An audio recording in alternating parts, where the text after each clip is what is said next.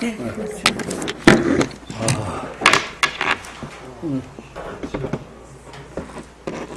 오늘은 조금 딴 얘기를 또 해야 될 것 같습니다. 마침 그 따끈따끈하게 책이 나왔습니다. 그동안 제가 선전만 자꾸 했는데 어른의 소유기라는 제목으로 정신세계사에서 책이 나왔습니다. 이게 하다 보니까 주체 없이 뭐 주절주절 쓴 게 원고가 한 2,000매 되니까 500페이지가 넘는 두꺼운 뚱뚱한 책이 나와버렸어요. 오늘 나온 김에 전번에 서유기는 제가 종종 얘기도 했지만은 한번 이 책 얘기를 좀 해드릴까 합니다. 혹시 이제 관심이 있으신 분은 그 불광미디에서는 인문학 강좌 학림에서 이번 학기라고 할 수 있죠. 대학 교수라 계속 학기 그러네요. 3월부터 시작해가지고 한 10번쯤 이 서유기를 주제로 해서 강의를 합니다. 그러니까 아마 전법회관이라는 데서 10번쯤 제가 쭉 강의를 하고 중간중간에 두 번을 역사적인 서유기 배경, 현장법사의 이야기까지 해서 2번을 딴 사람이 그 역사적인 배경을 해가지고 또 하는 그런 강의가 준비가 되어 있습니다. 그런데 이 서유기라는 것은 여러분들이 다 알다시피 재밌는 소설이고 그런데 그게 어떻게 강의가 되느냐. 이게 이제 어째 강의가 되느냐가 이 책의 주제입니다. 서유기는 여러분들이 아시듯이 중국의 4대 기서, 기이한 책이다. 기서. 아니면 또 어떤 때는 4대 제자서라고 합니다. 제자서. 재주 있는 사람, 아주 정말 보통 사람이 쓴 글이 아니라 굉장한 재주를 가진 사람이 쓴 제자서라고 부르는 책이 4대 기서가 있습니다. 아시겠지만은 삼국지, 수호지, 서유기, 그 다음에 금병매입니다. 이 4개의 소설이 굉장히 독특한 어떤 배경을 가지고 있고 성격이 다르죠. 삼국지는 역사를 배경으로 하는데 정확하게 역사가 아닙니다. 삼국지하고 소설, 삼국지 연의하고 삼국지는 굉장히 다릅니다. 연의죠. 그러니까 나관중이라는 사람이 역사를 배경으로 해서 완전히 각색을 해서 꾸며낸 것이 삼국지 연의입니다. 많은 부분에 역사적 사실과 일치하는 부분이 있지만은 굉장히 많은 부분에서 다릅니다. 기본적으로 다른 것이 뭐냐면은 삼국지, 원래 그 시대의 역사는 그 조조를 중심으로 해서 흘러갑니다. 조조가 해서, 그 다음에 조조의 그 군사였던 사마의, 제갈공명과 다퉜던 사마의 자손들이 그 위나라를 멸망을 시키고 그 진나라를 세웁니다. 사마의 후손들이. 그렇게 흘러가는 게 정통입니다. 그런데 그 역사와 전혀 다르게 촉한 전통론이라는 한 유비를 정통으로 세우고, 유비가 한의 후예라는 것 때문에, 한왕실의 후예라는 것으로 해서 유비를 촉한 정통론에 입각해서 중심으로 세우고, 유비, 관우, 장비, 그 다음에 제갈량, 요 4사람을 중심으로 해서 완전히 그 내용을 큰 사실이야 못 바꾸지만 중간중간을 다 바꿔버리는 게 그 삼국지입니다. 그래서 삼국지는 그 충신열사는 3번을 책을 던져가며 읽는다라는 게 삼국지죠. 어떤 대목이냐? 첫 번째, 유비가 죽습니다. 관우가 죽습니다. 관운장 죽을 때, 그 다음에 유비 죽을 때, 그 다음에 제갈공명 죽을 때, 3번 분에 차서 책을 집어 던진다고 하는 책이 바로 삼국지 연의입니다. 그러니까 역사하고 현실을, 그 소설을 착각하면 안 돼요. 어떤 소설가는 계속 그 삼국지를 쓰면서 토를 달아놨어요. 이거 역사적 사실과 다르다. 누가 모르나? 근데 그러면 소설을 읽는 맛이 달아나서 나는 소설가가 왜 그런 짓을 했나 고 가끔 깝니다. 제가 그 소설가를. 꽤 유명한 소설가인데 소설가가 소설에 초치고 소설가래 내가. 왜 그 소설에다 가끔 초를 쳐요? 이게 삼국지죠. 수호지는 역사적 배경은 아니에요. 역사라고 하는데 전혀 아니죠. 도둑놈들의 얘기입니다. 양산박에 모인 108명의 도둑들 얘기인데 굉장히 재밌습니다. 수호지. 그런데 수호지의 특징은 뭐냐면은 뒤가 허무합니다. 일단 역사라는 것을 전제로 했어요. 배경을. 그런데 도둑놈이 성공한 역사가 있습니까? 없습니까? 중국에? 없습니다. 그러니까 잘 도둑놈들이 기세를 떨치다가 나중에는 어떻게 마무리를 해야 될까요? 다 죽이는 수밖에 없습니다. 실패했으니까. 그런 역사가 없으니까. 그래서 수호지는 와르르 잘 나가다가 갑자기 마지막에 죽기 시작하면 다 죽습니다. 와르르 죽어요. 그래서 잘 나가다 뒤가 허무한 얘기를 수호지 뒷얘기라고 합니다. 수호지 뒷얘기처럼 왜 뒤가 허무해? 그렇죠. 저는 그 서유기와 빗대서 우리나라 황석영 씨가 쓴 장길산이라는 소설을 재미있게 읽으면서도 늘 뒤를 걱정했습니다. 이 장길산은 어떻게 마무리를 할까? 이거 도둑놈 얘기잖아요, 장길산도. 장길산 도둑놈 얘기인데, 이 역사를 배경으로 했는데, 이 뒤를 어떻게 처리할까 걱정을 했었습니다. 근데 어떻게 뭐 마무리를 잘 하더만요. 장길산 도둑이 성공한 역사가 없으니까. 그 다음에 금병면은 여러분이 알듯이 완전히 염정소설이라고 다 제목이 붙어 있죠. 말하자면 지금으로 얘기하면 성문학에 가깝다고 할 정도로 굉장히, 그런데 그것도 나름대로 그 시대의 풍물과 그것이 아주 재미있게 그 속에 엮여 있어서 정말 태죽군이 쓴 그 참 책이라고도 말할 수가 있죠. 금병매 같은 책은 젊은 시절에는 완독을 하기가 힘듭니다. 흥분해가지고 그런 책이 금병매죠. 그 중에 이제 서유기가 끼었는데 서유기는 그 나머지 소설과는 전혀 다릅니다. 굉장히 재미있죠. 그러니까 재미가 있으니까 만화로, 손오공이라고 하면 대개 서유기는 몰라도 대개 알고, 또 여러분은 아시죠? 사오정 대개 아시잖아요. 사오정은 어떻게 아시죠? 이 나이가 좀 들은 분들은 사오정 시리즈가 있었죠. 사오정 시리즈에 말 끼어두은 사오정. 그렇죠? 근데 사오정이 말 끼어둡다는 얘기는 서유기를 아무리 뒤져도 안 나옵니다. 전혀 사오정이 말 끼어둡다는 건 서유기 원전에 정말 없는 얘기입니다.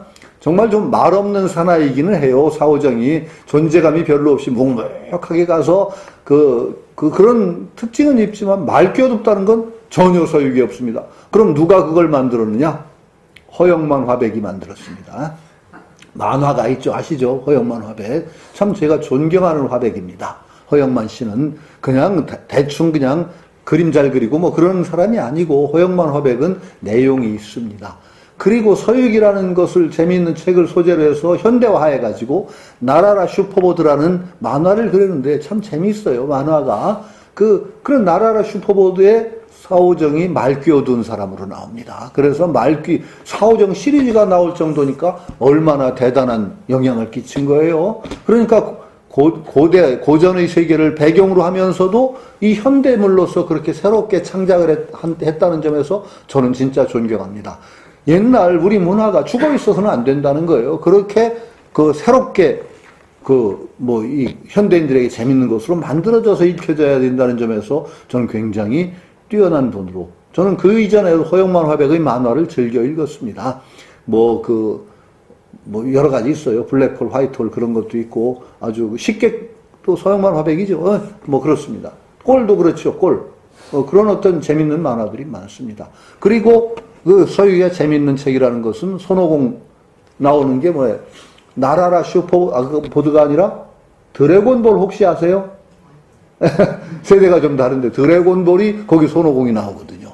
그렇듯이 아주 현대에서도 종종 나오고 해서 친숙한 캐릭터죠. 손오공만 해도. 그러니까 그만큼 재미있기 때문에 그렇게 현대화가 되는 거죠. 그런데 그런 재미로 읽는 책은 서유기는 또 거기에 그치면은 서유기가 4대 제자서, 4대 기서에 들어갈 이유가 없을 것 같아요. 우선 서유기는 보면은 현장법사가 구법했던 이야기, 17년인가 걸렸죠. 인도까지 가서 여행을 갔다가 배우고 다시 돌아왔죠. 많은 경전을 가지고 돌아온 그 현장법사의 실화, 현장법사가 책을 남겼습니다. 대당서역기라는 책을 남겼고, 그걸 이제 소재로 한 건 틀림없는데 전혀 그것과 다른 새로운 구성으로서 소설화한 것이 서유기입니다. 그렇기 때문에 서유기는 그냥 그렇게 소설 재미로 읽어서는 서유기를 정말 수박겉핥기로 읽었다라고 말할 수밖에 없죠. 요즘 세대들은 더더군다나 그렇습니다. 정말로 예전에는 우리 세대는 삼국지를 한 번 읽은 사람하고 3번 읽은 사람은 말상대가 안 된다고 했습니다. 그 정도로 차이를 둘 정도로 삼국지를 한 번이냐 3번이냐 할 정도지 안 읽은 건 또 사람 취급도 안 했어요. 그런데 요즘 대학생들, 제가 강의하던 시절만 해도 삼국지 읽어본 사람하고 하면 몇 사람이 들어요. 그러다 만화 삼국지 빼고 그러면 얼른 내려요. 이런 세대들이죠. 그러니 참 이게 말이 안 되죠. 그래서 더더군다나 서유기는 읽은 학생들이 거의 없고 읽어내지를 못합니다. 그만큼 서유기는 그냥 읽어서는 읽었다고 할 수 없는 책이 서유기인 거죠. 왜 서유기가 그 재미있으면서도 특별하게 주목을 받느냐? 이게 일종의 수행기라고 봐야 됩니다. 서유기를. 수행이란 말을 너무 그냥 즐겨 쓰는 분도 저는 싫어합니다. 정말 사람답게 사는 길. 수행이라는 걸 우리 빼자고 이제 너무 수행하면은 어렵게 느껴지잖아요. 수행은. 우리가 수행이라는 게 다른 게 아니라고 저는 생각해요. 잘 사는 길. 사람답게 사는 길. 잘 산다는 말은 또 제가 늘 여기 강의 들으면 몇 번 얘기했죠. 부자한테 잘 산다고 하기 없기. 정말 사람답게 사는 사람을 보고 우리 잘 산다고 하자고요. 근데 우리 말을 바로 해야 됩니다. 잘 산다. 그거 참 잘이라는 말은 어렵잖아요. 그러니까 부자인데 개같이 산다. 이렇게 말할 수 있어야 되는데 부자를 보고 그 사람 참 잘 살아 그러면은 부자면 잘 산다는 관념이 들어가요. 그거 참 그 잘 산다는 말이 다의적이겠지만 저는 아주 피해요. 그래서 부자 보고 잘 산다라고 하는 말은 아주 저는 피하고 싶습니다. 여러분도 좀 그 가렸으면 좋겠어요. 부자인데 개같이 사는 사람이 있고 정말로 돈은 별로 없어도 참 잘 사는 사람이 있거든요. 사람답게. 저는 수행이라는 걸 다르게 생각 안 합니다.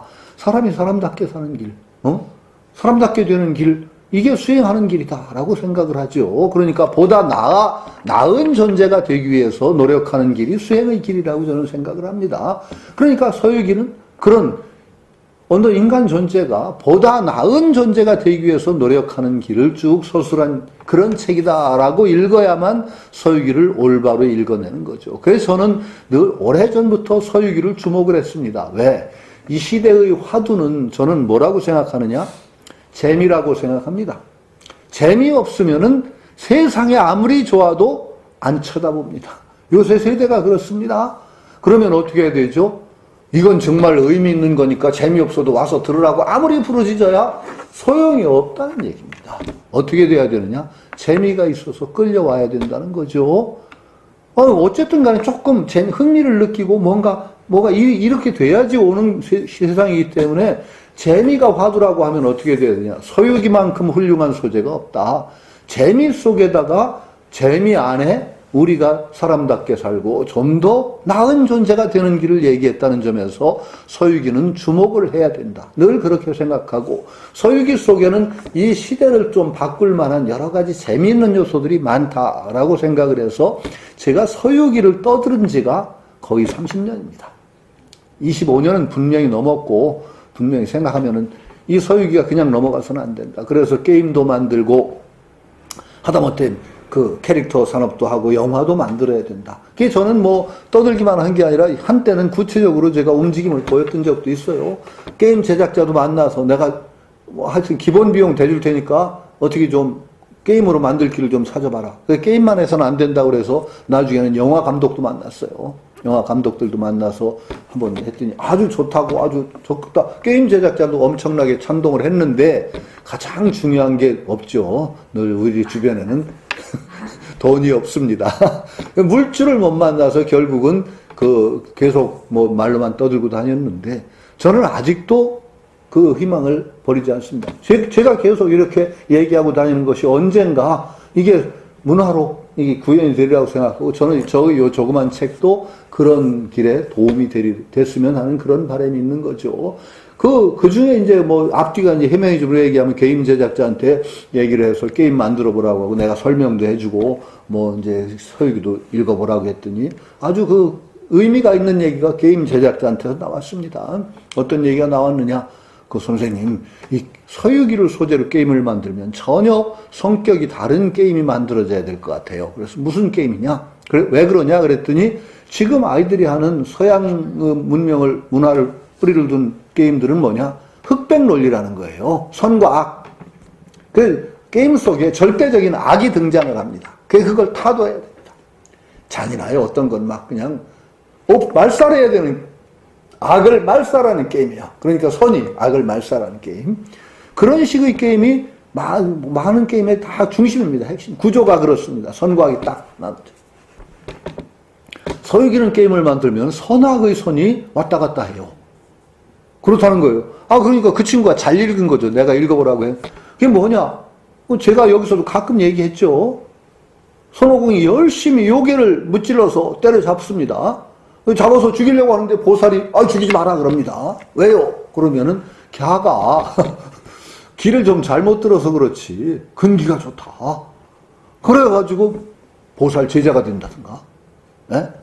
아니면 보살 집안에 수문장이 된다든가, 아니면 뭐 또 많은 요괴들은 보살 휘하에 있던 사자가 잠시 하계로 나와 장난을 친다든가, 인광보의 수레를 그걸 올바르게 위해서 역할을 하면서 악역을 한다든가, 그런 일들이 비일비재합니다. 그러면은 요괴와 보살의 구분이 없습니다. 아주 구체적으로 그런 얘기가 여기 중에 나옵니다.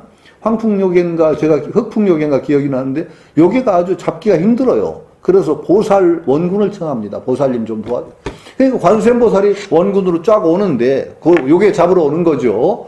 근데 마침 요괴 친구라는 놈이 요괴죠. 요괴 친구도 요괴예요. 요괴 친구가 그 요괴한테 선물, 생일인가 뭔가 하여튼 선물을 준다고 뭘 들고 가고 있어요. 금단이라는 게 말하자면은 단약이죠. 오래 몸에 그걸 선물로 들고 가서 요괴 친구니까 그놈을 잡습니다. 손오공이. 그러고 나서 요괴가 워낙 좀 쉽게 잡으려니까 꾀를 내가지고 보살님이 요괴로 둔갑을 합니다. 보살님이 신통력으로 요괴로 탁 변하고 손오공은 금단으로 변합니다. 금단. 그래서 요괴한테 가는 거죠. 그런데 보살님이 요괴로 탁 변했을 때 손오공이 약간 야지놓듯이 뭐라고 합니다. 보살이 요괴인지 요괴가 보살인지 이게 헷갈리네요. 문제. 여기서 보살님이 요괴로 변했으니까. 근데 보살님이 딱 한마디 뭐라고 하느냐. 촌철살입니다. 보살이고 요괴고 본디 없다. 본디 없다. 알고 보면 다 공이다. 이 보살님의 말씀이 정말 무서운 말씀이에요. 보살 요괴가 본디 경계가 없다는 거예요. 그 무슨 얘기예요? 너희 악이라는 게 딱 실제적으로 있다라고 하는 그 관점을 버리라는 거죠. 요괴라는 거, 절대적인 악이 이 세상에 있다. 이 관점이 이 세상을 지배합니다. 지금 많이. 나쁜 놈, 저거 죽일 놈, 이런 식인 거죠. 그러면 어떻게 돼요? 그런 눈으로 세상을 보기 시작하면은 화해가 없습니다. 나쁜 놈은 죽여야 돼요. 그러면 이 역사가 어떻게 되느냐? 계속 그냥 증오와 폭력으로 이쪽에서 한번 이쪽 잡고 이쪽에서 이쪽 잡고 하는 엎치락뒤치락의 증오와 폭력의 역사가 계속되는 겁니다. 그게 특히 우리나라 사람들이 심합니다. 물론 우리나라만 그런 거 아니에요. 부시가 예전에 이란을 갖다가 악의 축이라고 했어요. 저건 악한 존재라는 거죠. 존재 자체가. 말살해야 되는 존재인 것처럼 얘기되면 어떻게 돼요? 그럼 이거 죽여도 죄악감도 없고 죄책감도 없고 죽여야 되는 거예요. 이란 쪽에서는 어떻게 돼요? 부시가 악의 축이에요. 서로 악의 축이라고 해가지고 서로 잡기를 작정하면 어떻게 돼요? 우리 주변도 마찬가지예요. 우리나라 사람들은 특히 이게 심합니다. 왜? 북한이라는 용납할 수 없는 진짜 절대악이라고 상정된 존재를 배경으로 해서 이 정권이 존재했었거든요. 그러니까 북한을 용납할 수가 없어요. 말살해야 되는 존재, 완전히. 지금은 많이 변했죠, 그게. 그것만 해도 저는 상당한 다행이라고 생각합니다. 북한을 저는 용납하자는 얘기는 아닙니다. 세상에, 어디에서 그래, 사회주의에서 상속이 가능하고, 그거 정말 빌어먹을 일이죠. 사회주의에 무슨 상속이 있습니까? 몇 세대를. 그건 사회주의도 아니죠. 그런 점에서 저는 북한이라는 존재에 대해서 저는 아주 굉장히 비판적인데, 그렇다고 해서 그걸 요괴로 취급하면 안 된다는 거예요. 북한이 북한으로 된 이유가 있어요. 그게 북한으로 저 모습으로 간 역사적인 배경이 있고, 어떻게 하다 보니까 그렇게 가요. 그거 참 무서운 거예요. 해방되고 나서, 한동안은요, 북한이 남한보다 경제력이 높았습니다. 왜요?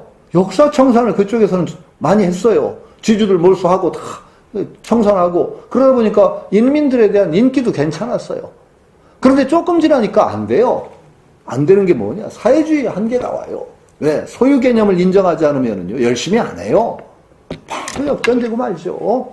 그런데 그러다 보니까, 그거 지키려고 하다 보니까, 고집스럽게 자기 체제를 지키려면, 열어놓고는 못해요. 열면 딴 나라로 잘 되는 꼴을 보고, 어떻게 열옵니까? 그러니까 닫아요, 북한은. 꽝꽝 닫고서 유지를 하려니까 어떻게 돼요? 사상도 만들어야 돼요.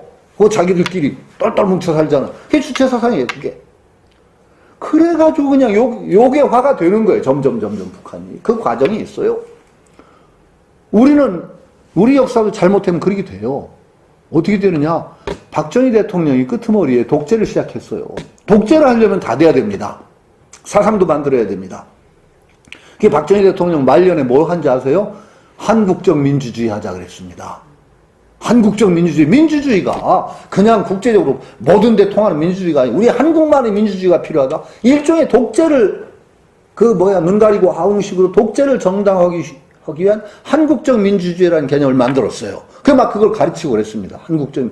그게 아마도 박정희 대통령이 그렇게 독재를 오래 하고 닫고서 했으면은 우리 북한까지는 안 가도 우리도 비슷한 꼴이 나는 거예요. 그 역사가 그래요, 원래가. 그런데 참 우리는 어떻게 박 대통령이 참 암살을 당하고 이 엎치락뒤치락에 그게 안 갔죠. 북한은 꽉 닫고 주체상 속으로 가버렸어요. 그래서 지금의 북한이 있어요. 그러니까 이렇게 이해를 하면 북한이라는 존재가 이해가 돼요. 아, 그래서 그렇구나. 그렇죠? 북한이 자기들도 어떻게 살 길을 찾아보려고 이래서는 안 된다는 것도 북한이라고 잘 모르겠어요. 아는 사람은 알아요.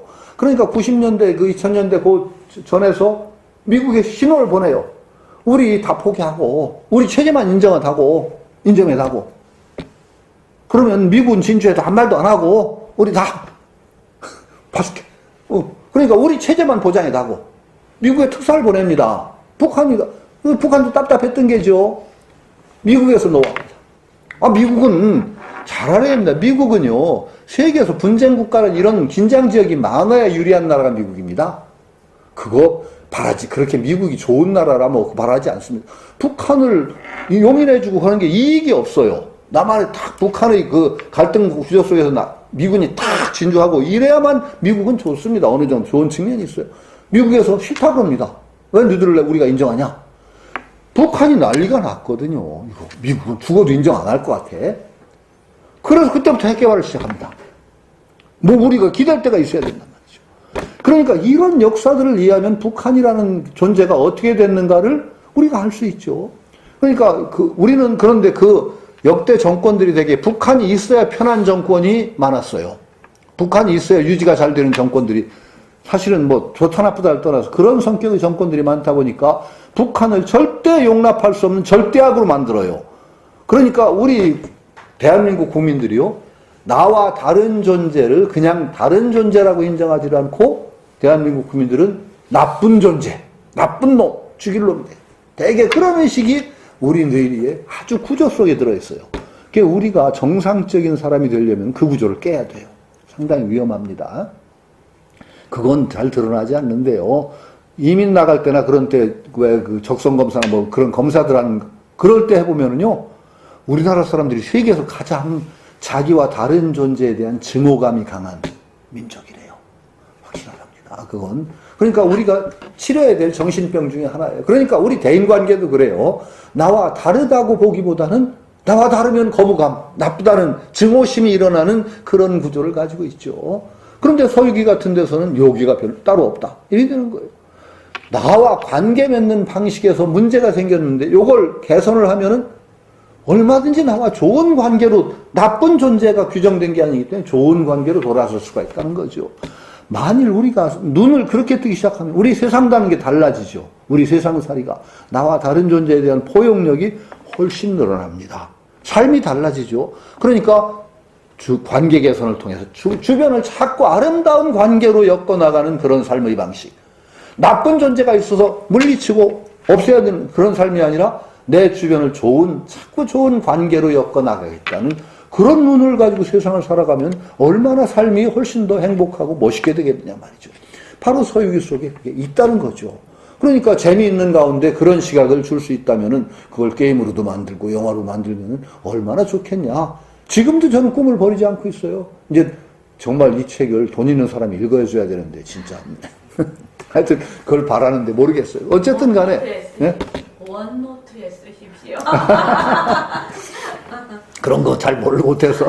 아니, 그렇죠. 그러니까 거기에다가 이 서유기는 정말로 수행하는 사람이 읽더라도 도움이 되는, 정말로 사람이 참된 사람이 되고, 멋진 사람이 되고, 정말 멋있는 사람이 되는 과정에 도움이 되는 얘기들이 굉장히 많다는 거죠. 그 수행기로 읽으면 첫 번째가 손오공이라는 존재 자체가 인간의 마음이란 말이죠. 우리 마음. 심원육마, 심원의마라고 하잖아요. 의마 심원, 마음을 원숭이다 비교하는 얘기들이 불교는 많이 나와요. 원숭이처럼 그냥 나부된단 말이죠. 거기다가 여섯 창문으로, 안이비설신이라는 창문, 원숭이 방 한가운데 좀 자정을 하고 자기를 돌아볼 시간이 없어. 여섯 창문으로 안이비설신이라는 육창으로 돌아다니면서 그걸 쳐다보느라고 정신이 없단 말이죠. 심원육창, 이런 비유도 나오는데, 그게 마음 원숭이입니다. 손오공이 마음 원숭이에요. 인간의 근본 마음이라고 해서 손오공 자체가 부모에서 태어난 것이 아니죠. 도론숭이에요. 천지간의 정기가 모여서 태어났다고 하는 것 자체가 일종의 비유예요. 우리 존재가 어디서부터 있는가, 거기에 대한 의문을 갖게 하지요. 여러분들은 육체야. 어떻게 부모와의 인연에 의해서 구성됐다고 하지만 나머지 어떤 정신과 법식이라는 부분은 어디서 왔는지 우리 모르잖아요. 그것을 대표하는 게 손오공입니다. 그리고 나중에는 그 대표하면서도 전체적으로 인간의 정신 가운데 가장 특징적인 지성의 부분, 지적인 부분을 손오공이 대표로 합니다. 지정의라고 하고 뭐 그럴 때 지의 부분을 대표하는 것이 손오공이란 말입니다. 그러니까 손오공이 태어나서 쭉 가장 초창기에는 손오공이 도수를 배워가지고 천상세계까지 어지럽히는 얘기가 됩니다. 그게 제일 초반이죠. 서유기. 그런데 도수를 어디서 배우느냐 했을 때 벌써 손오공, 이 서유기가 보통 책이 아니라는 게, 희한하게 도수를 가리키는 스승이 수보리조사예요. 손오공한테. 금강경 읽으신 분들은 수보리조사가 아는데 그 수보리조사 아니에요. 이 수보리조사는 도교를 가리켜요. 금단대도를. 금단의 도, 세금자, 금단이라고 하는 표현이 있어요. 우리는 단학이라고 할 때 그 단학을 이제 금단도라고 하죠. 헌도죠. 금단도를 가리키는 수보리조사예요. 근데 그 수보리조사가 손오공이 스승 찾아서 원숭이 왕 노릇을 하다가 뭔가 죽음이라는 걸 알아요. 모든 존재 죽는다는 걸. 그러니까 죽음을 극복하겠다는 정말 큰 뜻을 품고 원숭이 왕자리를 팽개치고 떠돌아요. 그러다가 우리 사는 남선부주도 들렸다가 여기 벌보지롭다고 떠나서 막 가다가 서우화중가 갔더니 그 수보리조사를 거기서 만났는데, 수보리조사가 사는 동네 이름이 재미있어요. 수보리조사가 어떤 동네에 사느냐? 영대 방촌산.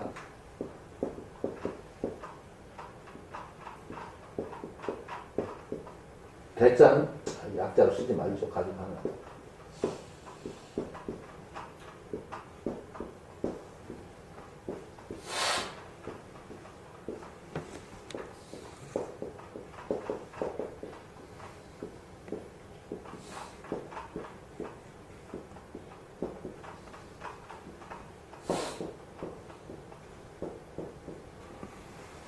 수보리 사는 동네 주소거지가 이래요. 영대 방촌산이에요. 산은. 골짜기는 4월 삼성동이에요. 영대 방촌. 신령스런 누대래요. 신령스런 누대야. 집인데, 신령스런 집에, 그 신령스런 집 누대의 크기가 방촌 사방 한치대. 사방 한치대는 산 보셨어요? 이 비유입니다. 영대 방촌산. 4월 삼성동. 4월이라는 건 누운 달. 기운 달에 별 3개 뜬 골짜기에서 수보리조사가 그 제자를 키우고 있어요. 이게 비유예요. 영대방촌이라는 말 자체가 인간 마음을 상징해요. 방촌이나 이런 표현이 장자 같은 데 나와요. 사람 마음 크기를 그냥 비유해서 신령스러운 집인데 사방 한치된다. 사방 좁히면 방촌도 너무 커요. 그런데 하여튼 그 속에서 방촌지간에 사방 한치되는 그 속에서 선한 마음, 악한 마음이 맨날 보글보글 끓고 있다는 표현을 써요. 영대방촌이라는 건 사람 마음을 상징해요. 4월 삼성이라는 건 더더군다나 직접적으로 비스막에 누운 달에 별 3개 뜬 골짜기. 그런 골짜기가 어디냐. 비스막에 달이 누웠고 별이 3개가 뜨니까. 이게 무슨 거예요? 마음 심자잖아요. 마음 심자를 깨트리면은 4월 삼성이에요. 4월. 이게 누운 달, 초승달 같은 게 누운 달이고, 삼성, 별 3개가 뜬 골짜기가 바로 마음 심자를 깨트리면 4월 삼성이란 말이죠. 그래서 4월 삼성도에 가서 수보리조사한테 손오공이 금단대도를 배워요. 금단대도는 도교입니다. 불교가 아니에요. 서유기의 중요한 배경은 불교만이 아니라 또 도교가 있습니다. 그 선술이죠. 선술은 굉장히 그 현실적이에요. 도교는 불교하고도 달리 불교는 삶과 죽음에 대해서 오히려 초연한 그런 자세를 가지는데 어떻게 돼요? 도교는요 목표가 장생불사입니다. 장생불사의 우화등선이라고 그래요. 신성이 되는 게 소교의 목표고 그렇기 때문에 굉장히 인간의 현실적인 요구가 가장 적극적으로 반영된 그 종교가 도교입니다. 가르침이. 거기에는 온갖 방술이 많아요. 부적술도 있고 뭐 축기 엄청나게 많습니다. 그런데 바로 손오공은 수보리조사한테 칠실이 지살수라는 아주 그 도수를 다 배워요. 아주 수제자죠. 수보리조사 거의. 그런데 그 중에 이제 가장 대표적인 손오공의 재주가 뭐예요? 근둔. 한번 타고서 휙 발구름을 하면은 한 번에 10만 8천리를 날아가는 구름. 근둔이죠. 거기다가 뭐 분신수도 있어요. 털을 뽑아서 휙 불면은 모조리 다 그냥 손오공이 돼버리는 막 그런 분신수. 이런 온갖 재주를 다 배우는데 쫓겨납니다. 쫓겨나는데 왜 쫓겨나냐? 자랑하다가. 수보리조사는 비인부전이라고 해서 아주 그 전할 사람에게 은밀하게 전했는데 손오공이 딴 제자들한테 요거 나 배웠다고 자랑을 해버렸거든. 그게 바로 쫓겨납니다. 그러니까 남한테 자랑하는 재주를 그런 의회에서 배우는 사람은 전혀 소용이 없다는 거예요. 원래 위기지약이 있고 위인지약이 있어요. 자기를 위해서 배우는 학문이 있고 남을 위해서 배우는 학문이라고 하면은 이타심이라가 아니라 자기를 위해서 위기지약이라는 건 뭐냐? 논어에 나오는 거예요. 위기, 자기를 위하고 위기, 자기를 위한다. 위인, 남을 위한다 그러는데 남을 위한다는 건 이타심이 아니라 남에게 자랑하기, 내세우기 위한 학문을 위인지약이라고 합니다. 학문은 기본적으로 자기를 위한 것이어야 되는데 남에게 자랑하고 과시하고 출세를 하고 그걸 통해서 뭔가 이익을 보려는 학문 소용. 제대로 지향이 잘못되면 다 독이 됩니다. 바로 파문을 당하고 쫓겨납니다. 손오공이. 위기의 길을 가지 못하고 내가 잡욕심에 쫓겨나죠. 그래서 다시 원숭이 왕으로 돌아오는데 그때부터 이제 손오공의 맹활약이 시작되죠. 그래가지고 외역에 물리치는 건 좋은데 막 용궁에 쳐들어가서 그 여의봉 탈취하고 용궁에 있던 거거든요. 여의봉이 원래 손오공이. 여의봉 탈취하고 염라대왕한테 쳐들어가서 명부, 저승에 있는 명부를 싹 지워가지고 죽지 않게 만들어 놓는다든가 막 이래 온갖에서 용왕이 막 옥황상제한테 상소문을 올리고 염라대왕이 원숭이 됐기 때문에 못 살겠다고 상소문이 올라가가지고 이제 손오공 토벌대가 막 내려오는데 손오공이 이게 비보통 원숭이에요. 완전히 도술이 보통이 아니라 잡히지가 않아요. 그 할 수 없이 회유책으로 벼슬을 내리는 겁니다. 벼슬을 줘서 나중에는 작은 벼슬 줬더니 그것도 또 땡깡을 부려가지고 난리를 쳐서 제천대성이라는 벼슬을 주죠. 아, 이름이 거창해요. 제천대성이라는 건 하늘을 평정한 큰 성인이란 말이에요. 근데 아무 역할은 없어요. 아무것도 하나 시킬 수가 없으니까 뭘 시켰느냐? 복숭아밭 지기를 시켰어요. 복숭아밭. 근데 이게 원숭이한테 복숭아밭을 지키라고 했으니 이게 될 말이에요. 우리말로 속담에 고양이한테 뭐? 생선 맡기는 격이죠. 손오공이 복숭아밭 다 따먹어서, 그 옥황상제 잔치했을 복숭아까지 따먹고 난리를 지기고, 그것 때문에 이제 사단이 일어나서 막 이제 손오공이 또 난동을 부려가지고 천상계를 뒤집어 엎습니다. 그래가지고 나중에 천상에서 평정이 잘 안 돼가지고 천상에 대판 싸움이 벌어질 때, 그때 석가모니가 마침 옥황상제 초청을 받고 왔다가 손오공과 이제 만나게 되는 거죠. 그때 손오공이 천상세계를 뒤집어 엎고 막 그래서 석가모니 부처님이 이제 만나죠. 난리가 아니에요. 그랬더니, 네가 도대체 뭐 때문에 이 난리냐? 그게 손오공 말이 아주 재미가 있어요. 옥황상제는 누가 뭐 대놓고 어떤 놈이 하라는 법 있냐? 내가 내가 힘세니까, 힘센 놈이 최고 아니냐? 내가 옥황상제 하늘에 접수해가지고, 내가 하느님 노릇하겠다. 옥황상제 하겠다. 그러면서 이게 재밌어. 옥황상제 시가 따로 있냐? 이건 아주 재밌는 말이에요.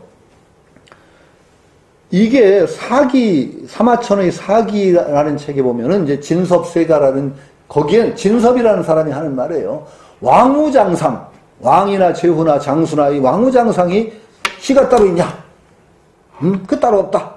그러니까 이건 굉장히 무서운 말이에요. 신분사회를 깨뜨리겠다는 거예요. 신분사회. 이건 나쁜 말은 아니에요. 우리가 핏줄에 의해서 신분이 결정되는 사회, 좋은 사회예요? 나쁜 사회예요? 좋은 사회 아니에요. 아니, 잘났든 못났든 간에 핏줄로 결정된다. 이건 자기 노력이 의미가 없죠. 그런 세상은 좋은 세상 아닙니다. 그런데 지금 우리 한국이 가진 문제 중에 하나가 핏줄화가 된다는 게 문제예요. 금수저로 나오죠. 금수저, 흙수저. 이게 신분이 변동이 불가능한 이게 구조가 되면 아주 사람들이 그 속에서 갑갑해집니다. 그런데 망우장상에 씨가 따로 있냐? 좋은 말인데 손오공은 그 다음이 문제예요. 힘센 놈이 최고다. 아, 핏줄인 사회를 깨트리는 건 좋은데 그 다음에 힘으로 서열을 정하는 사회는 더 끔찍한 거 아니에요? 아, 힘센 놈이 최고로 하면 이 세상은 핏줄이 지배하는 세상보다 더 끔찍한 세상이 되는 게죠. 하여튼 손오공은 일단 옥황상제가 씨가 따로 있냐? 나도 하자. 그래가지고 이제 난동을 부리고 있는데 석가모니가 참 기도 안 차죠. 야, 임마. 손오공한테 하는 말이야, 임마. 옥황상제가 아무나 하는 건 줄 아냐? 그 사람도 수없는 선업을 쌓아가지고 거기 올라간 건데, 이 원수의 새끼 철없이 말이야. 어? 이런 식인데, 그러면서 이제 석가모니가 묻습니다. 네가 무슨 재주가 그렇게 잘나서 그러냐? 그랬더니 손오공이 대표적인 자기 재주를 뽐낸다는 게 뭐겠어요? 근두운이죠, 근두운. 아, 그러니까 한번 날라보자. 시합을 하자. 그래서 손오공이 근두운 타고 휙 날아가다 보니까 기묘한 산이 있는데 손가락처럼 5개가 봉우리가 5개인 산이 있어서 아, 가운데 가장 높은 봉우리 밑에다 제천대성 다녀가다라고 써놓고 거기다 오줌까지 찍 깔기고 영역 표시까지 하고 왔는데 아니, 이렇게 다녀왔다고 하니 석가모니가 손바닥을 뜩 내미는데 여기서 깨알 같은 것으로 제천대성 다녀가다 이거 원숭이 오줌 자국 냄새까지. 아, 손오공이 달아나려고 하는데 석가모니가 딱 잡아채가지고 그대로 그냥 하계에다 매다 꽂아버리죠. 그리고 오행산으로 그냥 손오공을 꽉 눌러버립니다. 못 빠져나오고. 오행. 음양오행이라고 할 때 오행산. 이게 말하자면 바로 그 인간이 마음 개발을 하는데 잘못하면 어떻게 되느냐 이 문제예요. 인간의 마음은 얼마든지 개발을 할 수가 있어요. 마음은 꼭 좋게만 개발하냐? 그렇지 않아요. 집중만 하고 삼매라고 할 때 아주 몰입되고 집중을 하면은요, 신통력이라는 건 나와요. 힘이 나와요. 왜 안 나오겠어요? 초능력이 없다고 하는 사람 보면 내 참 바보 같은 자식들이라고 그래. 지가 모르면 모른다고 하지 왜 없다고 그래? 에? 불교 수행해본 사람들은 흔하게들 체험들을 해요. 마음이 집중이 되면 참 우리가 생각할 수 없던 그런 일들이 일어나요. 생기고. 그걸 없다고 하는 놈이 바보죠. 지가 체험 못했다고 없대. 아니, 이런 바보가. 아니, 그러니까. 그런데 문제는 그 집중의 힘은 선악을 가리지 않고 나올 수가 있어요. 악한 놈도 나올 수 있어요. 쉽게 얘기하면. 아, 영화에 보면 나쁜 놈들이 더 센 거 경우 많잖아요. 왜 희한한 힘을, 악마적인 힘을 가졌다고 하는. 그건 없겠어요. 그러니까, 마음 개발을 하는데 올바른 큰 지향, 대도라는 게 중요해요. 큰 길을 걷는다. 올바른 큰 목표를 갖지 않은 마음 개발이 얼마나 또 위험할 수 있는가라는 것을 그 시절을 이제 표현한 것이겠죠. 그러다가 아무리 제가 조그만 마음 개발했다고 해도 깨달음의 큰 바다, 거기에 비하면 조약돌 수준이잖아요. 부처님은 쉽게 얘기하면 바다예요, 바다. 손오공은 거기에서 조그만 조약돌 하나 발견하고 잘난 척하는 놈이란 말이죠. 당할 수 있겠어요? 부처님 손바닥을 못 벗어난다는 게 어떤 올바른 큰 길을 걷지 않는 마음 개발이 그 한계에 부딪힌 거죠. 그래서 바로 그냥 나락에 떨어져가지고 고통을 겪는 그런 얘기가 되죠. 그래서 500년 동안을 고통을 받아요. 그러다가 삼장법사를 모시고서 비로소 이제 그 바른 길을 걷는 경을 가지러 간다는 것이 올바른 수행의 첫 출발이에요. 비로소 올바른 목표를 향한 수행이 경을 가지러 가는 것으로 시작이 된 겁니다. 이게 이제 삼장법사로 이제 도와서 따라서 도우면서 제자가 됐죠. 가는 거죠. 그 딱 단적인 비유가 어디 나오느냐? 첫 챕터 서유기의 말하자면 아니 손오공이 딱 수행하자마자 첫 번째 만나는 도둑이 뭐냐? 첫 번째 장애물이죠. 6 도둑이 나와요. 그게 바로 육창, 심원 육창의 육창, 안이비설신이라는 6창문이라고 그랬죠. 육창이 나온단 말이죠. 첫 번째 도둑, 안간희, 눈한자, 볼간자, 기쁘리자.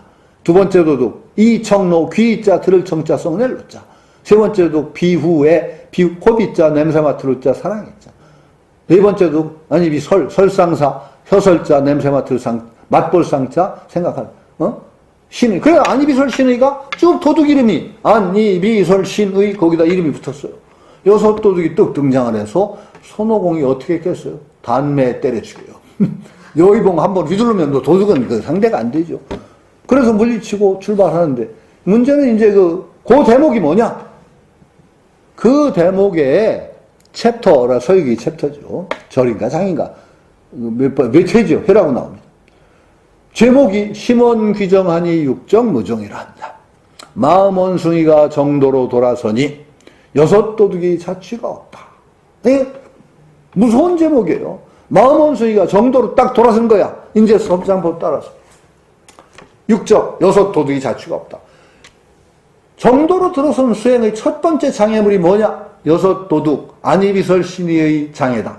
그 감각기관의 유혹에 끌려다니면은 영원히 공부는 안 되는 거다. 라는 걸 얘기하는 거죠. 그게 육정무정이에요. 그런데 손오공이 6도둑을 단매에 때려 죽이니까 칭찬을 받았겠어요? 안 받았겠어요? 삼장법사한테 뒤지게 혼나죠. 불자가 어떻게 그렇게 자비심이 없냐? 때려 죽였으니까. 그래가지고 손오공이 발끈해가지고 뛰쳐나가요. 잠시. 이 냄새나는 중 못 따라가겠다고. 기거 도와줬더니 말이야. 잔소리했잖아. 그 달아나 버리는 그런 대목이 있어요. 그것이 이제 그냥 저는 얘기니까 그렇게 가볍게 구별했지만 단단한 얘기가 아니에요. 여러분들이 올바른 삶을 자기가 주인이 되어서 참 사람이 되려고 생각하시면은 첫 번째 6 감각기관에 끌려다니다가는 절대 될 수가 없다는 게 자명해요. 왜? 6 감각기관에 끌려다니는 한은 여러분이 주인이 아니라 종이에요. 삶을 사는 게 아니라 당하는 거죠. 계속 당하고 살죠. 이 욕심에 끌려다니고 저 욕심에 끌려다니고 계속 끌려다니며 삶을 당하는 거지 내가 삶을 사는 것은 아니다. 이건 분명한 일이에요. 그러니까 착각하지 말라고 그러죠. 제가. 당신이 살고 있는 줄 아냐? 삶을 당하고 있지.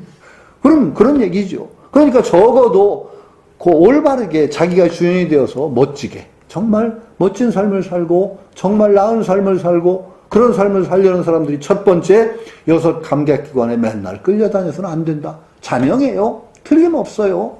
그런데 또 그거 6 감각 다시 생각해요. 어떻게 해야 돼요? 그러면 그렇다고 6 감각기관 문 닫고 살 수 있어요? 그거 닫으면 어떻게 돼요? 산 사람이 죽은 사람이에요? 6 감각기관 닫은 사람이 도사되고 깨달은 사람이라면 바위덩어리나 고목나무가 다 성불했게요? 그럼 바위덩어리나 고목나무 되려고 공부하시는 거 아니잖아요?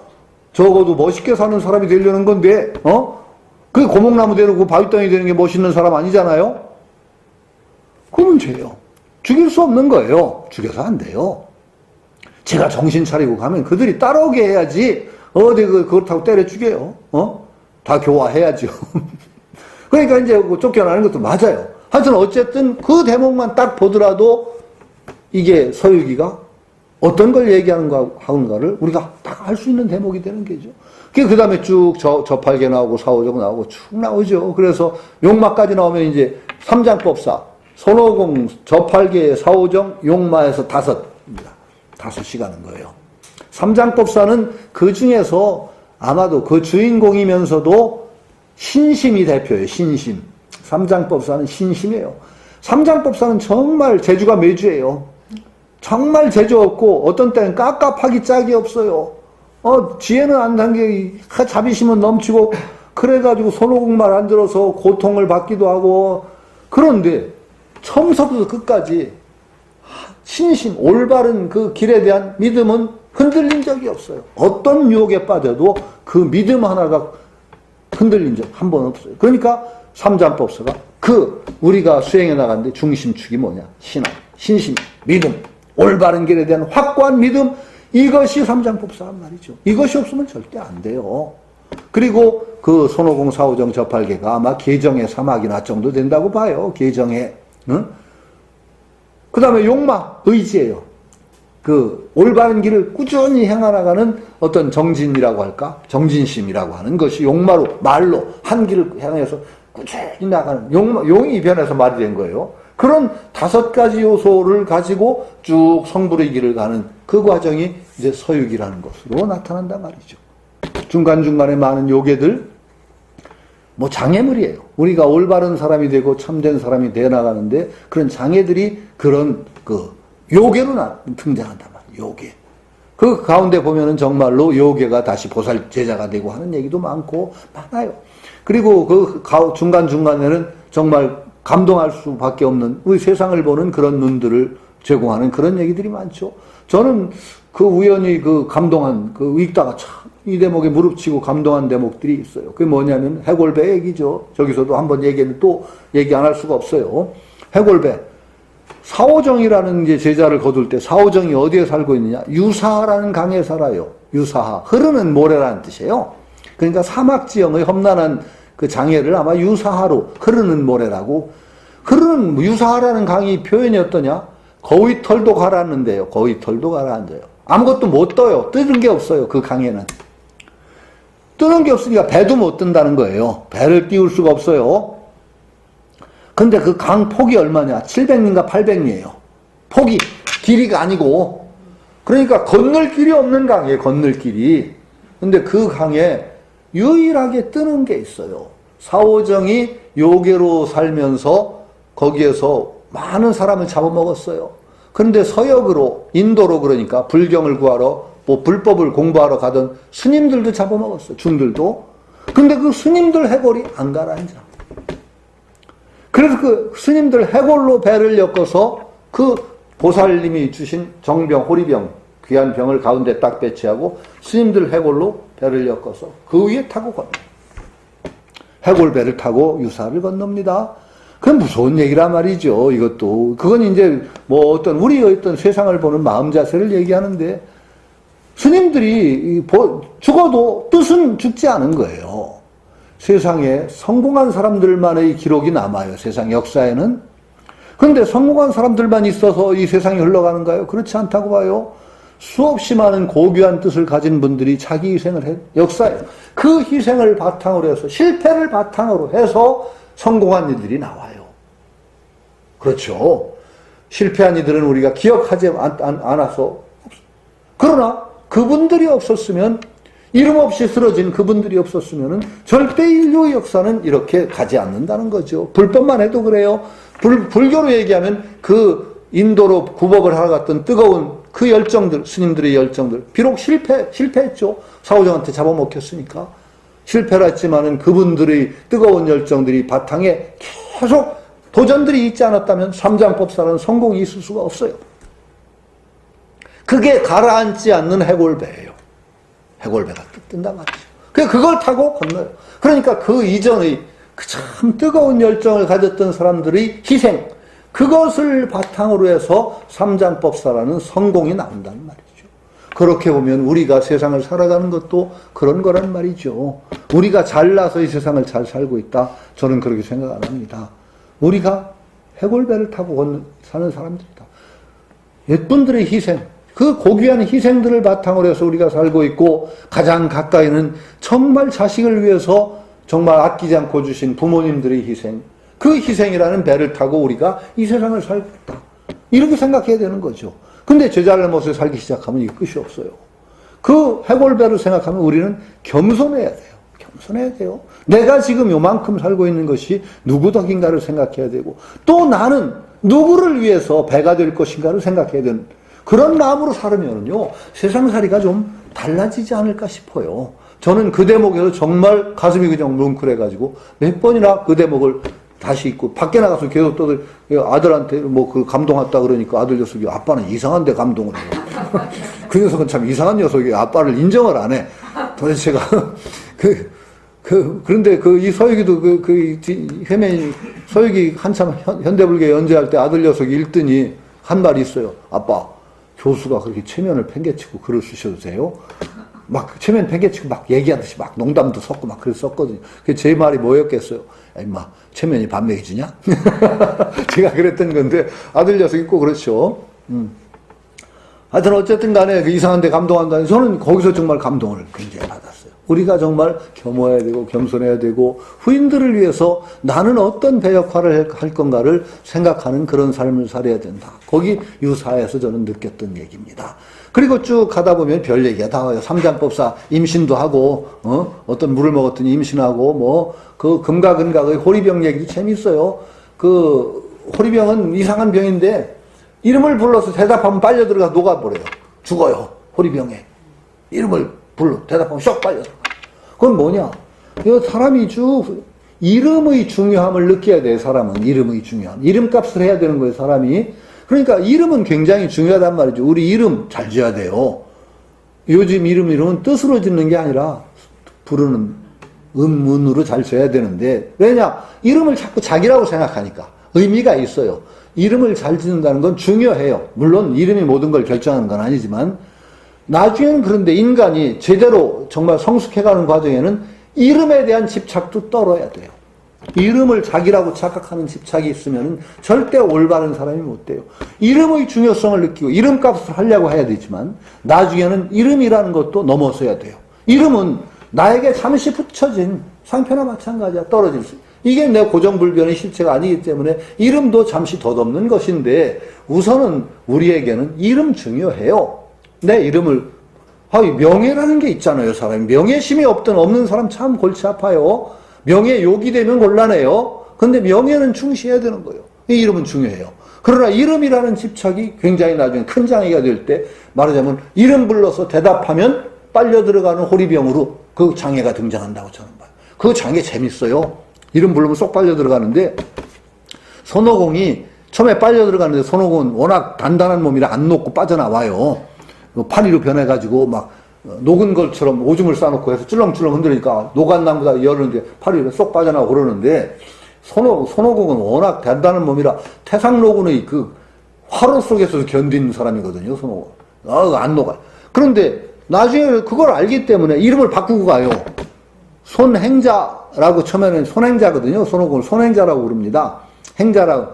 근데 자행손, 손행자를 바꿔서 자행손, 행자손, 뭐 이렇게 바꾸고 가는데, 이름 바꾸고 갔는데, 이 바꾼 이름이라 괜찮겠지 하고, 너 누구냐? 그래. 나 자행손이다. 자행손아. 그럼 이름 대답 좀 해봐라. 자행손아. 왜? 내 가짜 이름이니까, 가짜 이름이면 딱 불러 대답했더니 쏙 빨려 들어가. 왜 가짜 이름도 빨아들여? 그게 뭐예요? 보세요. 거기에도 집착이 다 들어가 있어. 내 이름은 손행자인데 벌써 집착이 딱 들어간 거예요. 그거를 자행손으로 바꿨으니까 괜찮아. 이 집착, 이름에 대한 집착이 여전히 남아있어. 자행손으로 바꾼 데는. 그러니까 이름 바꿔도 쏙 빨려 들어간단 말이죠. 이런 어떤 호리병 얘기, 이름, 그것도 일종의 이름에 대한 장애를 그렇게 요괴와 그런 걸로 이야기로 등장시킨 그런 얘기겠죠. 그게 쭉 이렇게 간단 말이죠. 그래서 마지막에 끝머리는 어떻게 되나? 이제 석가모니 계신 영축산에 딱 도착했죠. 그런데 마지막에 석가모니 부처님 계신 데를 가려고 하는데 어떻게 되느냐? 길이 있는데 천길 낭떠러지가 마주보고 하닥하게 천길 낭떠러지가 마주보고 있는데 거기에 애나무다리가 딱 걸쳐 있어. 애나무다리가. 밑에는 바닥이 베이지도 않을 정도야. 그것도 거리도 보통 거리가 아니야. 근데 그 외나무다리를 통나무다리 같은 거 건너가야 된대요. 여러분 고소공포증 없어요? 저는 별로 공포증 없는 줄 알았더니 있더라고요. 그걸 어디 가서 느꼈냐? 저 샹하이 가면은 동방명주라는 건물이 있어요. 300m쯤 되는데 유리로 된 바닥에 유리바닥 밑에가 완전 거기 가는데요. 오금쟁이가 어떻게 아직까지라고 이상해요. 아니 유리라 분명히 안 떨어진 걸 분명히 아는데도 유리 밑에 300m 몇 백미터라 300m는 아닌가 보다. 하여튼 까마득한 공중에 이게 딱 있으니까요. 오금 언제 감질감질 하더라고요. 그런데 그것도 아니고 그 외나무다리를 건너야 돼. 삼장법사고 다 못 간다는 거야. 나 죽어도 깨라. 거기를 못 간다는 거야. 근데 나 아버져 버렸지. 그럼 어떻게 하냐? 그랬더니 딴 길이 나와요. 접인조사라는 분이 강이 있어. 강을 건너면 되는데 그 강을 그 접인조사가 배를 태워서 건네줘요. 접인이라는 건 만나서 이제 이끌어준단 말이에요. 이끌어주는 보살이 이제 건네주는데. 그 배가 재미있어요. 배 전만 있고 배 바닥이 없어. 배는 바닥이 없는데 밑바닥은 무저선이야. 쉽게. 이게 또 비유란 말이에요. 무저선, 바닥 없는 배. 우리가 진리라는 최고 이걸 얘기할 때 구멍 없는 피리, 밑바닥 없는 밥그릇, 줄 없는 검은고 이런 모순적인 어떤 비유를 쓰잖아요. 그거와 똑같이 무저선이라는 건 형상을 빌어 드러났지만 결국 형상을 넘어서는 최고의 진리를 얘기한단 말이죠. 무저선을 타고 건너는 거예요. 근데 무저선은 그나마 편해요. 배전 붙들고 빠지기만 하면 되니까. 그런데 저는 여기서 또 제 나름대로 그 과거 오승은이 썼던 서유기와 다른 서유기가 저는 필요하다고 봐요. 저는 이걸 다르게 해석했어요. 어떻게? 까마득해서 그냥 외나무 다리 아무도 못 건너기 힘든 그 다리는 어떤 길을 얘기하고 있느냐? 부처님 나오시기 이전에 정말 길 없이 헤매던 시절에 공부하던 사람들이 어렵게 가던 길이다. 까딱하면 떨어져 죽는 길이야. 잘못하면. 공부하다 잘못된 사람들이 얼마나 많은지 아세요? 응? 인격수행 한다고 날뛰다가 잘못하면 엉뚱한 데 가요? 그 길이 바로 원하는 길이다. 그 다음에 접인조사 배는 뭐냐? 부처님 나오시고 나서 부처님이 얼마나 많은 편한 길들을 만들어 주셨어요. 타기만 하면 되는 그런 길들. 얼마나 많은 탈 것을 만들어 주셨냐. 그런데 사람들 하는 짓 보면 가끔 이상해요. 부처님이 만들어준 그 많은 편한 길을 포기하고 부처님처럼 고생하겠다는 사람들이 있어요. 가끔가다 보면. 없어요. 주변에 없는 줄 아세요? 있어요. 얼마나 스승들이, 말하자면 새멀기라도 있고, 뭐라도 하다 그런 수많은 길들을 마련해. 이게 말하자면 그 선지식이 나오고 부처님 이후의 우리는 다른 세계에 살고 있는 거예요. 복된 세상에. 84,000 법문을 열어주셨잖아요. 부처님이. 이렇게 하면 된다.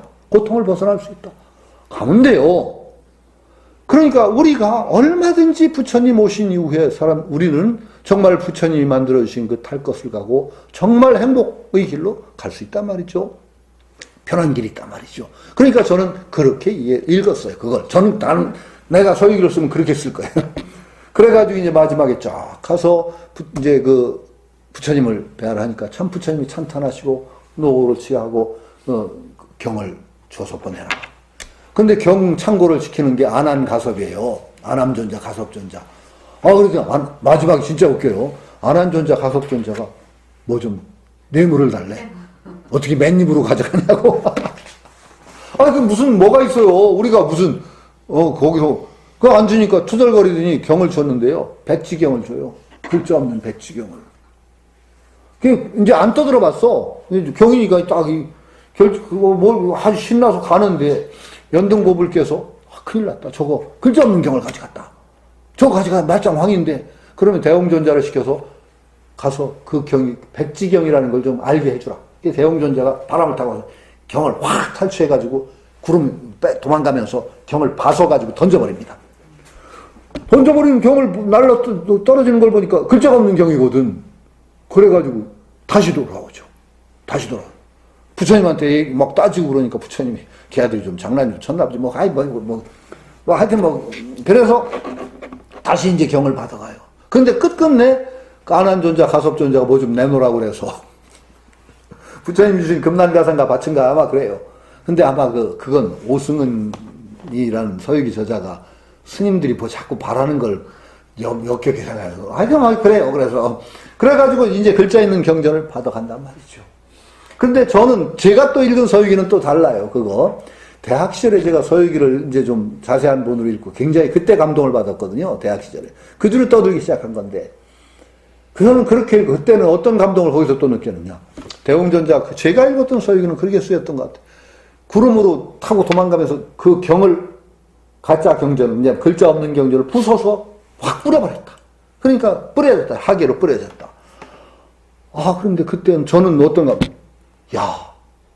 글자 없는 경전이 일종의 비유란 말이죠. 저는 그렇게 읽어요. 글자 없는 경전은 어떤 경전이냐.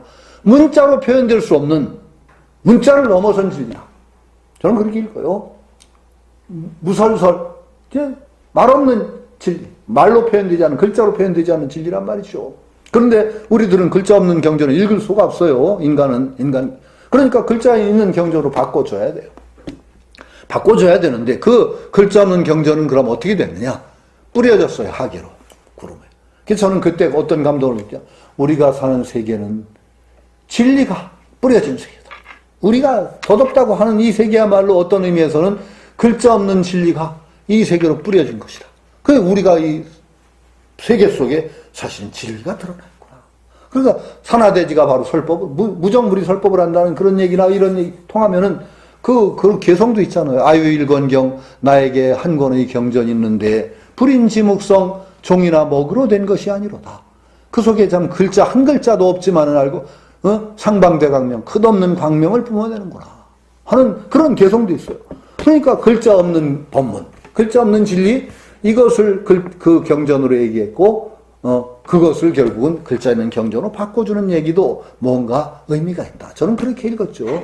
그래서 가지고 와서 성공하는 얘기가 되는 겁니다. 그래서 마지막에 이제 오승은 씨한테 이제 옛날 분이지만 불만 있는 게 현장법사가 다 원래 용만은 용이었기 때문에 죄를 져서 왔던데 용으로 복권을 했고 손오공도 부처가 되고 사오정은 금신 나한이 됩니다. 아라한이 되고 현장법사 부처가 됩니다. 그런데 저팔계만 정단사자라는 사자가 돼요. 정단사자가 뭐냐? 사람들이 제사 지내고 나면 죄 지내고 그러죠. 절에서 죄 지는 제물이나 제단 관리하는 정단사자예요. 그래서 저팔계가 투덜거리죠. 어떻게 나 아라한 되고 부처 되고 그러는데 나만 어떻게 사자냐 그러니까 부처님이 슬그머니 꼬드기죠. 야, 그 정단사자가 괜찮다. 왜? 음식물 차린 거 결국 다 네 차지 아니냐. 그러니까 저팔계가 배통이 크죠. 그래서 탐욕이 많다 보니까 희희 웃고 넘어가네요. 그러니까 저팔계는 성불이 아니고 제상 차린 거 관리하는 절이나 그런 그 정단사자가 돼요. 그래서 저는 거기에 대해서 또 굉장히 불만해요. 이 오승은 씨가 이거 잘못했다. 저팔계는 뭐예요? 탐욕, 욕망 같은 거죠. 그러니까 낮게 본 거예요. 그래서 그건 성불을 안 시킨 거야. 쉽게 얘기하면. 부처를 안 만들어줬어. 저는 저팔계 부처 만들어야 된다고 합니다. 인간 마음속에 있는 모든 요소가 다 부처가 돼야 됩니다. 성불시켜야 됩니다. 감정과 욕망이라고 해서 그거 부처 안 만든다? 그거 저는 틀렸다고 봐요. 대승은 뭐냐? 대승의 정신은 소승은요, 인간 마음 가운데서 스님 중심이고, 그러다 보니까 욕망이라든지 이런 것들 좀 약간 낮춰보고, 인간 마음 가운데 지성의 부분, 그 부분을 특별히 강조해서 그쪽을 개발하는 것을 중심으로 할 때 소승이 됩니다. 인간의 욕망을 부정적으로 보니까 생산활동 금지시키고, 이렇게 되는 거죠. 생산활동의 모든 것. 욕망을 긍정해야 생산과 이어집니다. 근데 욕망을 부정하는 논리로 계속 나가면은요, 불교에서 생산활동이 불가능합니다. 아주 무서운 얘기입니다, 이거. 아닙니다. 대승은요, 모든 사람을 사회 계층에서 생산자 계층이 바로 서민입니다. 서민이고 뭐고 다 함께 데리고 부처 땅으로 간다. 그러면 사회에서 생산자 계층에 해당하는 게 어디에, 인간 마음에서는 뭔 줄 아세요? 감정과 욕망이에요. 무시하면 안 됩니다. 이게 큰 힘이 있는 겁니다. 감정과 욕망이 나쁜 게 아니거든요. 올바른 성불의 도움으로 되도록 이끌어주는 게 중요하지 그걸 나쁘게 보면 안 돼요. 그래서 대승에 오면 올수록 신앙이 강조가 됩니다. 신앙심. 신앙심은요, 감정이에요? 이성이에요? 감정입니다. 감정과 의지가 들어간 게 신앙입니다. 소승은요, 신앙이 별로 강조가 안 됩니다. 아라한으로 그냥 존경하죠, 부처님을. 그러나 믿음의 대상, 신앙의 대상으로 그런 어떤 열렬한 사랑을 바치는 대상이 아니에요. 그런데 그건 스님들로는 모르지만 대중으로서는 올바른 신앙심을 가진다는 것이 얼마나 큰 힘인지 아세요? 서원도요, 감정과 믿음이 함께 결합되어 서원이 됩니다. 이것을 제대로 우리가 올바로 그 성불의 도움으로 삼을 때 우리가 정말로 올바른 길을 당당하게 걸을 수 있는 힘이 나와요. 대승은요, 인간의 마음 가운데 어떤 것도 나쁘다고 내팽개치지 않아요. 대승, 큰 탈 것이란 말은 모든 사람을 함께 데려간다는 의미도 있지만 내 마음속의 중생이에요. 내 마음속에 있는 중생의 여러 가지 요소들은 그 마음속의 중생도 하나 버리지 않고 다 함께 걷어간. 이게 대승입니다. 그러니까 대승의 올바른 정신으로 봐서는 저팔계를 성불을 시켜야 됩니다. 그 오승은 씨에 대한 불만이. 이제 이 시대의 서유기를 쓰면은 저팔계에서 성불한 서유기가 나와야 된단 말이죠. 여러분도 그러셔야 되는 거예요. 저는 그렇게 자기를 개발할 때 감정과 욕망을 죽이려고 하는 개발이 아니에요. 풍부하셔야 돼요. 그게 욕망이 나쁜 것이 아니고 욕망을 돌이켜서 서원으로 바꾸는 거예요. 욕망은 없애고 그 다음에 서원 세우는 거 아니에요. 욕망이라는 에너지가 서원으로 전환하는 거예요. 내가 올바른 연기의 눈을 뜨고 세상을 바로 보기 시작하면 아상을 중심에서 자아가 있다. 이걸 중심에 모든 걸 거기다 뚫뚫 갖다 붙이고 소유로 할 때 욕망이죠. 무와 연기라는 입장에서는 바로 모든 중생을 함께 잘되게 하자는 건강한 서원으로 욕망이 전환이 되는 거지. 그러니까 그러면 욕망이 서원으로 전환되면 욕망이 성불하는 거예요. 자기를 개발할 때 굉장히 중요한 거예요. 이 대승적이냐 소승적이냐가 엄청나게 중요해요. 자기 마음속에 있는 여러 가지 요소들을 한쪽으로는 부정적인 것으로 보고 이건 감정을 죽여야 돼. 이렇게 하는 거 하고 이 감정들이 풍요로운 이 감정들이 올바르게 쓰여야 된다라고 그런 마음 자세를 개발하는 사람하고 달라요. 대승적이라는 것은 바로 그런 얘기예요. 그러니까 서유기에서도 저팔계도 성불을 해야 돼요. 근데 오승은 씨만 해도 아마 오승은 씨라고 해서 정말 이렇게 불교를 이해했지만은 이렇게 대승적인 깔보는 건 아니고 훌륭한 저보다 100배 낫지만은 이 시대의 서유기는 그렇게 쓰여져야 될 것이다. 저는 그렇게 보죠. 그런 식으로 해서 풀다 보니까 이게 이렇게 쓸데없는 얘기가 이렇게 책이 되는 이유가 그래서 된 겁니다. 그래서 강의도 한 10번을 진행할 것 같은데 이 책이 나온 기념에 그냥 오늘은 전에도 늘 하던 얘기인데 또 한 번 이렇게 드렸습니다. 여기 한 권밖에 못 드리니까 여기 오실 때 심심하시면 이거 심심풀이로는 괜찮습니다. 아까 얘기한 대로 아들 녀석이 교수가 그렇게 체면을 팽개치고 써도 돼요? 라고 할 정도로 그냥 마구 얘기초로 썼으니까 한 번씩 읽어주시면 고맙겠습니다. 오늘은 이것으로 오늘 시간 대신하도록 합니다. 감사합니다. 네. 고맙습니다.